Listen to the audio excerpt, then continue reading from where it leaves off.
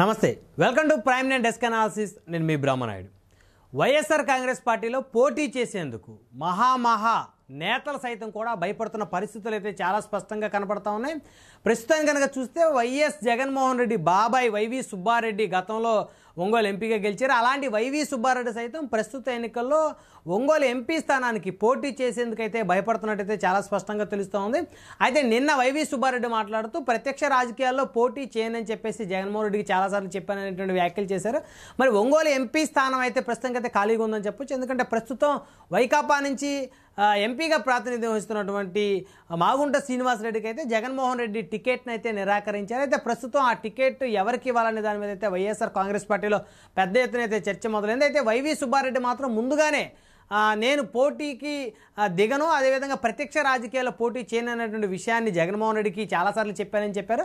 అయితే గతంలో చూస్తే ఒంగోలు పార్లమెంట్కి సంబంధించి అనేక పర్యాయాలు రెడ్డి సామాజిక వర్గం నేతలు ఇక్కడి నుంచి ఎమ్మెల్యేలుగా గెలుస్తూ వచ్చారు. అదేవిధంగా మాగుంట సుబ్బరామిరెడ్డి కుటుంబం పెద్ద ఎత్తున ఇక్కడి నుంచి పోటీ చేసి గెలుపొందింది. మాగుంట సుబ్బరామిరెడ్డి తర్వాత ఆయన భార్య మాగుంట పార్వతమ్మ ఇక్కడి నుంచి ఎంపీగా గెలిచింది. అదేవిధంగా ఆ తర్వాత ఆయన సోదరుడైనటువంటి మాగుంట శ్రీనివాసరెడ్డి దాదాపు 3 సార్లు కాంగ్రెస్ పార్టీ తరపు నుంచి ఎంపీగా పోటీ చేసి గెలుపొందారు. అదేవిధంగా 2014 ఎన్నికల్లో తెలుగుదేశం పార్టీ తరపు నుంచి మాగుంట శ్రీనివాసరెడ్డి పోటీ చేసి వైకాపా అభ్యర్థి అయినటువంటి అప్పటి వైకాపా అభ్యర్థి అయినటువంటి వైవి సుబ్బారెడ్డి చేతుల్లో ఓడిపోయినటువంటి పరిస్థితిని వైవి సుబ్బారెడ్డి 2014 ఎన్నికల్లో వైఎస్ఆర్ కాంగ్రెస్ పార్టీ అభ్యర్థిగా విజయం సాధించారు. అయితే మారినటువంటి రాజకీయ పరిస్థితులు పరిణామాల నేపథ్యంలో 2019 ఎన్నికల్లో వైవి సుబ్బారెడ్డి ప్రత్యక్ష రాజకీయాల్లో దూరమైనటువంటి పరిస్థితి ఉంది. మాగుంట శ్రీనివాసరెడ్డి వైఎస్ఆర్ కాంగ్రెస్ పార్టీ అభ్యర్థిగా పోటీ చేశారు. అదేవిధంగా మాజీ మంత్రి టీడీపీ సీనియర్ నేత అయినటువంటి సిద్ధారాఘవరావు అప్పట్లో వైకాపాకి వ్యతిరేకంగా తెలుగుదేశం పార్టీ తరపు నుంచి ఒంగోలు ఎంపీ అభ్యర్థిగా పోటీ చేసి ఓటమి చెందిన పరిస్థితి.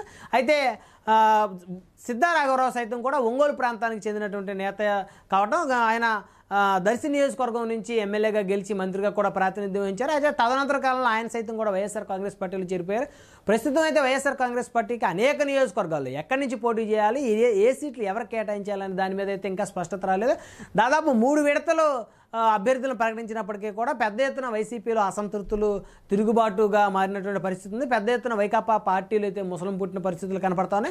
సాక్షాత్తు ఒంగోలు పార్లమెంటు సీటు మీద ఎవరు పోటీ చేయాలనే దాని మీద అయితే ఇంకా స్పష్టత రాలేదు. అంటే జగన్మోహన్ రెడ్డి బాబాయ్ సైతం కూడా ఒంగోలు ఎంపీగా పోటీ చేయడానికైతే భయపడుతున్నట్లయితే చాలా స్పష్టంగా తెలుస్తుంది.